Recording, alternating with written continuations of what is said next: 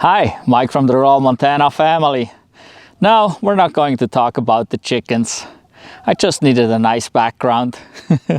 Today we are going to talk about range on electric cars. This is the most asked for numbers when we talk about electric cars, but it's the most inaccurate and misleading number in electric cars. Isn't that weird? Well, let's talk about it and let's see how far we can go.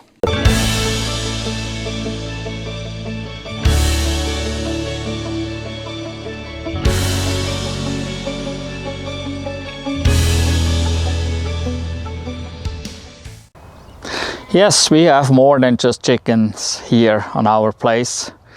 We have these sheep as well here. Those are our rams. But still, we're not going to talk about the critters today. But in case you're interested, just check out the other videos on our channel. We have a playlist that's called Critters, where you can see more about the animals that we actually have here. But yeah, today we're talking about range. Range is an extremely weird number.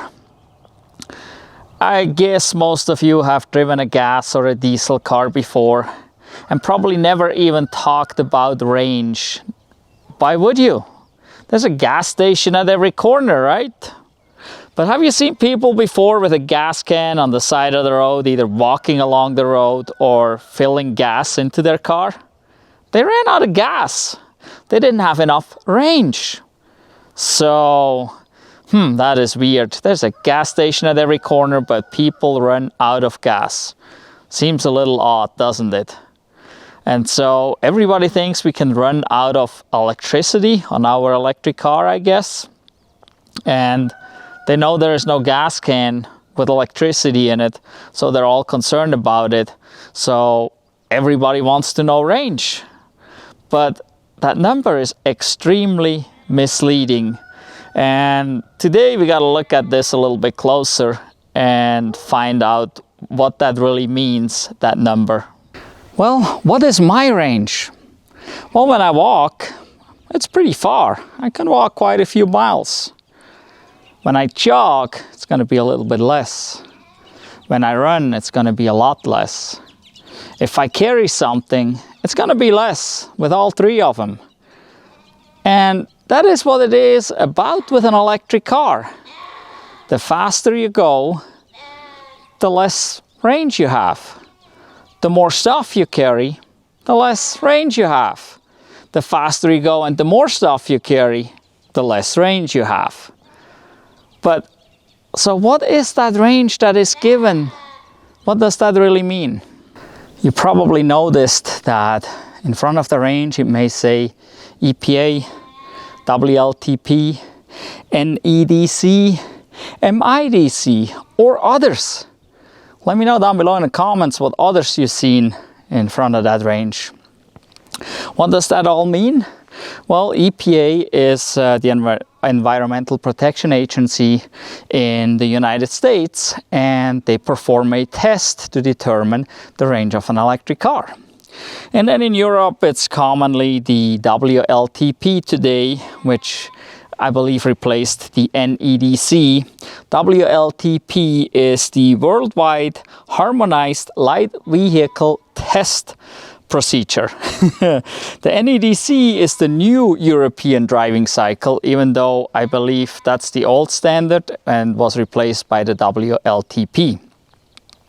And then we have the MIDC, which is the Modified Indian Driving Cycle. So that is for India.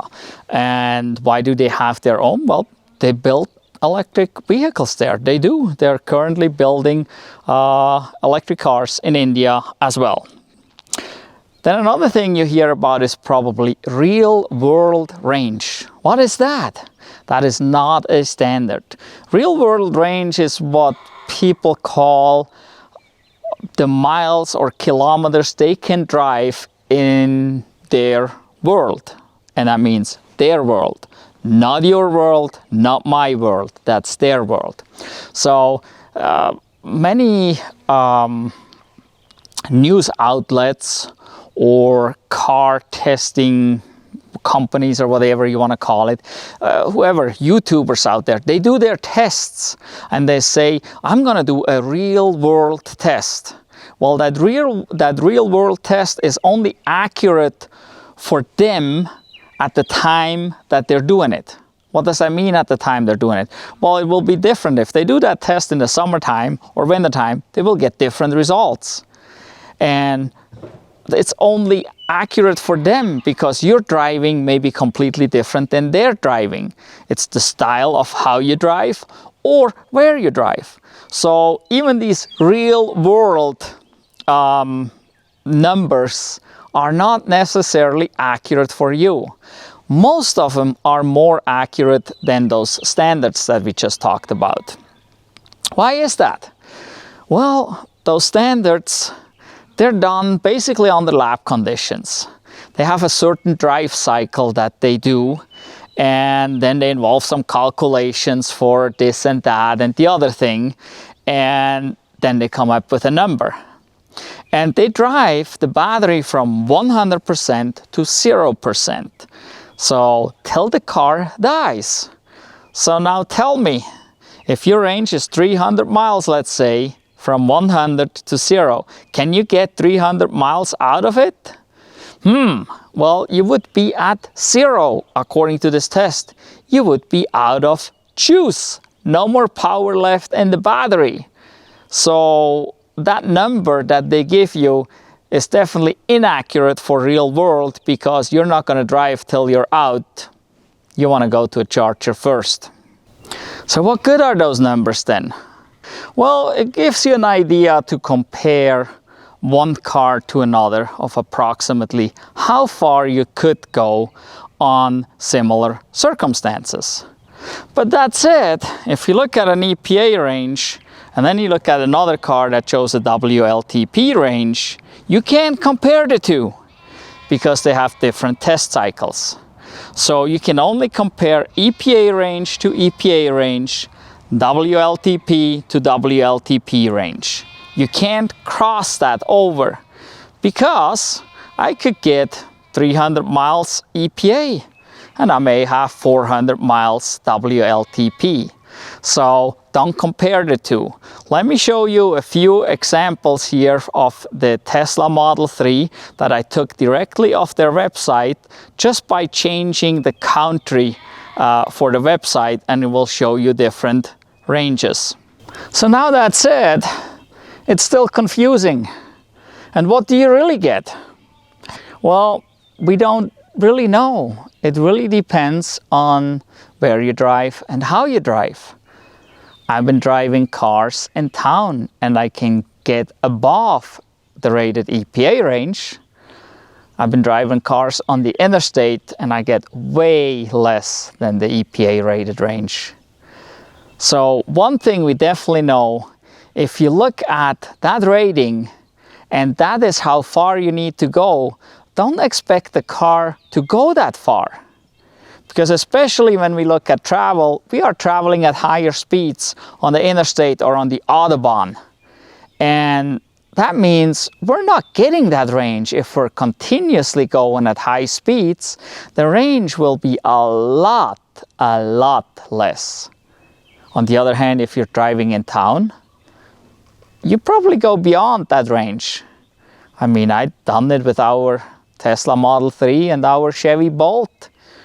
I can go 50 or more miles beyond the rated range in town by just going slow because the speed limits are low and we're not going really fast. Also, the EPA range is really no indication of what size battery the car has, or more importantly, how efficient it is. Because there may be a car, or there is a car, which is our Chevy Bolt, that has a 66 kilowatt hour battery that has a range of 259 miles, EPA rating. We have a 2013 Tesla Model S 85 with an 85 kilowatt hour battery that has an EPA rated range of 260 miles. So there we can see two different cars, two different size batteries, same range. So which one is more efficient? Well, it's obvious. The one with the smaller battery that can go the same distance is the one that is more efficient. But does that mean it's more efficient all the way through, at any speed, at any given time? No, doesn't mean that either. Actually, the Chevy Bolt is more efficient, but at higher speeds, if I force it, it will be less efficient than the bigger car with the bigger battery. So it really depends. But this all is no different than with internal combustion engine cars. And that's when we usually look at the fuel efficiency. You never talked about range on a gas or diesel car. You maybe said, yeah, I'm going so and so far before I fill up, but you never really knew how far the car really could go. And again, there's differences there, just from one driver to another, from one car to another, from one driving condition to another. No different than with an EV. But with the gas car, you always talked about efficiency. Now you're saying, nah, I didn't talk about efficiency. I talked about fuel consumption. That is efficiency, basically. And so here in the United States, we talk about how many miles per gallon this vehicle can drive. In Europe, I believe it's liters per 100 kilometers. That's the most common. So we're looking at it a little different, but both ways are efficiency. And with electric cars, we talk about range. Isn't that stupid? If you already drive an electric car, then you know that you're looking at efficiency more than range, or at least you can see the efficiency. You might not be looking at it more than range, depending on the car and how the car shows to you how far it can go or how soon it will run out of energy. But there is miles per kilowatt hour as an efficiency in like the Chevy Bolt. And then we have the Tesla that shows watt hour per mile. So again, there's two different ones. Automotive engineers, I guess, couldn't come up with one and stick to one and make it a standard. They just have to make it difficult so that it's different for everybody. So on same thing in Europe, it would be kilometers per kilowatt hour or watt hours per kilometer. And who knows what else is out there. There's other stuff out there on different cars. And some of that is leftovers coming in from legacy car makers because they're used to making diesel and gas engines and not electric, and they're trying to kind of use that old-fashioned style of liters per 100 kilometers or miles per gallon and bring that into an EV. But I'm sorry, it does not work. We have now a different energy source, and so it needs to be a little bit different. But still, we need to look at efficiency, that we can see, oh, this car does good here or this car does good there. And actually in the EPA testing, they do a mixed drive cycle, but they do an in-town and a highway drive cycle. And so they can give us efficiency ratings for in-town and for highway. And that would be more interesting to all of us, because if we are driving more on a highway, we want a car that is efficient on the highway and can get us the distance we need to go on the highway. If we drive in town, on the other hand, then we want a car that is efficient in town, because that's where we mostly drive, and we want to definitely get the range there.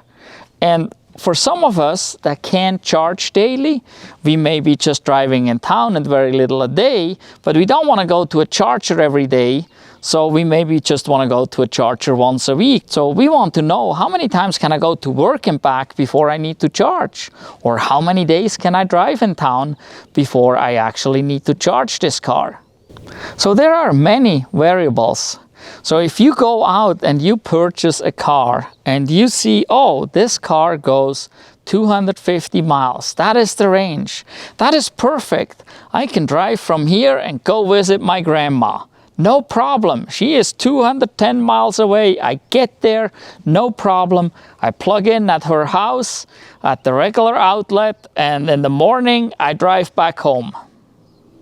Sorry, not so. You're not going to get the 250 miles. You're not even going to make the 210 miles probably, because you're not going to go very slow. You're going pretty fast.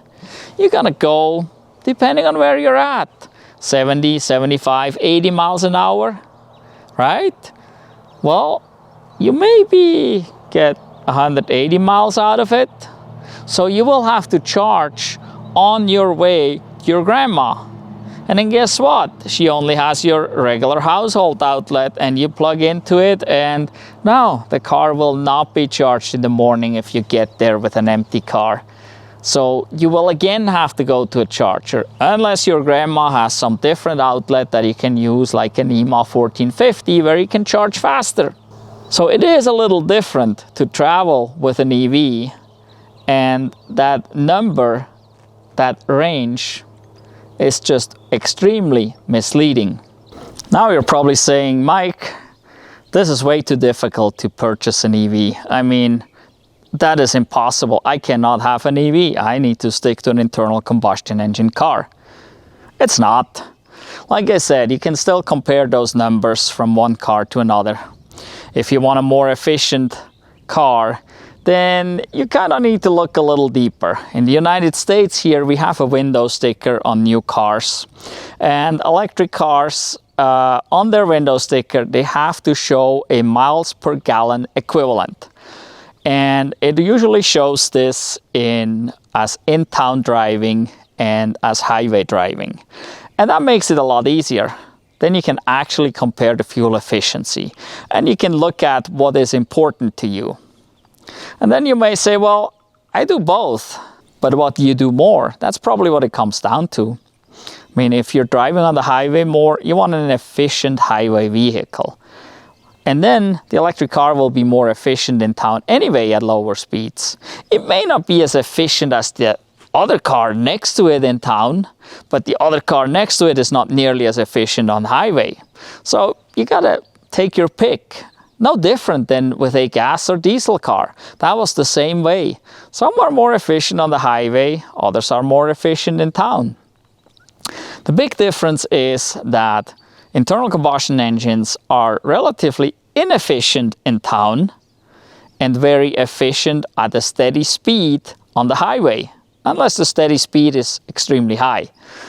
But so usually you got better fuel mileage with an ICE car on the highway at a steady speed than you would in town, where the EV is just the opposite. An EV is extremely efficient at low speeds, and it has no problem with stop and go traffic. So even if you're stuck in traffic somewhere, you're not going to run out of juice because it hardly uses any, while your gas engine, while you're stopped, is still idling and guzzling that juice. But your EV doesn't. So it's much more efficient in town, but it's less efficient on the highway because of the higher speeds. So how do you choose the right vehicle for you? Well, as always, we're mostly not interested in efficiency. Sometimes we are. Some people look for it. Some people do want an efficient car that has a good fuel mileage. For most people, it comes down to maybe size, looks, how comfortable it is. So you gotta go test drive it and see and feel. Or maybe it comes down to a charging network. For like Tesla has the supercharging network, which is really great for traveling. But if you don't travel, it doesn't help you any at all. It's only good for traveling. So if you have another car and you charge 99% at home, that doesn't matter to you at all. Even though all Tesla people say this is the best part of it. And they're right, as long as you travel. If you don't travel frequently, it does not matter. We travel with the Bolt, we travel with our 2013 Tesla S, we travel with our 2018 Tesla 3. Yeah, it's nice to travel with the Teslas because you have those superchargers. But we can travel with the Bolt just as well.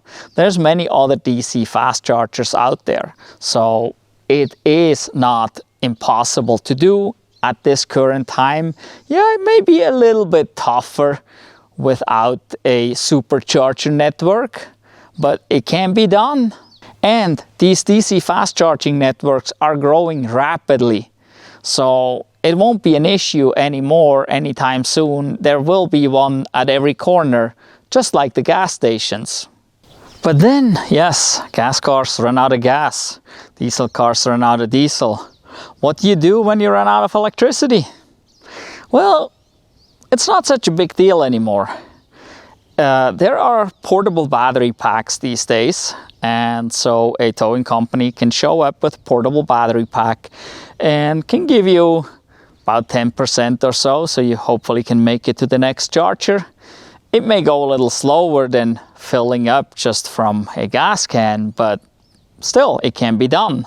Also, you could have the car towed. It can be towed to the next charging station or to your house where you can charge it. So it's really not that different running out of electricity as it would be running out of gas. But most people don't run out of electricity, not on their own car if they're used to it. We hear about people running out of juice in their battery, but those are people that rent it or borrow the car most of the time and are not familiar with their car. And if you buy an EV, and in the beginning you're probably a little bit careful and you don't want to push it too hard, and then as you get to know the car better and better, you'll push it further and further, just like we did. Next thing you know, you come in at 2% to the charger or make it home by 1 or 2%. No big deal anymore, because you know your car, you know how far you can go, and especially under what conditions you can go that far. That is the important part. And soon, this is not even an issue anymore at all. Which one of these test cycles, EPA, WLTP and so on, is the best one? Well, none of them are really good, but EPA probably comes the closest to real-world driving. And depending on the car, some have tested cars and they were coming really close to the EPA rating. Some with their tests actually went beyond the EPA rating. But again, their real-world driving and your real-world driving is not necessarily the same, so you may not get that far. So yeah, EPA is probably the one that comes closest. WLTP is a bit off. Usually you gotta about deduct 30% from that, and then you're coming closer to what you really could get out of this car. And the NEDC, a lot of people say that stands for not even darn close. So the NEDC is ways off, and I guess that's why it's no longer important anyway. So the most common we see is the WLTP and the EPA rating. And then, like I said, depending on where you live, you may have different ratings for your country or for your area. Let me know down below in the comments what ratings you have. Would like to know. So what is the most important takeaway from this video? The most important takeaway from this video is that whatever range is advertised is probably not the range you are going to get. Very few people do. Some people get more, but most people get way less than what is advertised. So don't look at that number and think you can go that far. But also don't think that you really need that much, because there is chargers just like gas stations. And charging times are relatively low these days. Yes, it still takes a little bit longer than filling up gas, but hey, you need a break anyway, go walk around, have lunch or whatever. So you don't necessarily need that 400-mile range because once a year or twice a year you're traveling that far. No, you can make it with a 200-mile range that far, just charge a time or two. But that's no big deal. You will get there much more rested anyway. Well, in any event, I hope you give us a thumbs up for this video. If you haven't done so yet, please subscribe to our channel and hit the notification bell so you don't miss out on any of our other videos in the future. Thank you for watching. Goodbye.